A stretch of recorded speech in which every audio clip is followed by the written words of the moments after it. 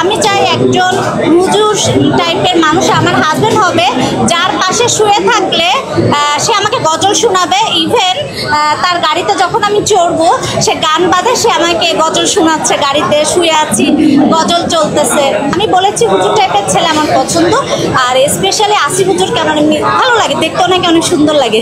বিয়ে হবে কিনা এটা তো জানি না, বিয়েটা তো আল্লাহর কাছে।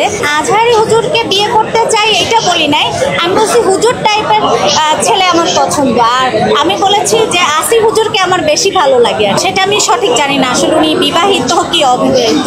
হুজুরকে আমার আসলে ভালো লাগে, একটু দাড়ি থাকলে, আমার একটু দাড়ি টাইপের ছেলে খুব পছন্দ, দাড়িওয়ালা। আজহারি হুজুর তো সে ম্যারিড, চারটা বিয়ে করতে পারে। বেশি ভালো লাগে হচ্ছে আসিফ হুজুরকে, দাড়ি আছে সুন্দর করে, ওনাকে ভালো লাগে। অনেকে প্রশ্ন করে আপনি মিডিয়াতে আছেন, আপনার কেন হুজুর ভালো লাগে? বাট ভালো লাগে আসলে, যার যার মনের ব্যাপার, কাকে কখন ভালো লাগবে এটা তো বলা যায় না। হুজুর অনেক সুন্দর করে হাসে, ইভেন ওনার টুপি অনেক সুন্দর, অনেক সুন্দর সুন্দর ঘড়ি পরে। আমি কি বলবো, উনি আসলে অনেক সুন্দর। আজহারি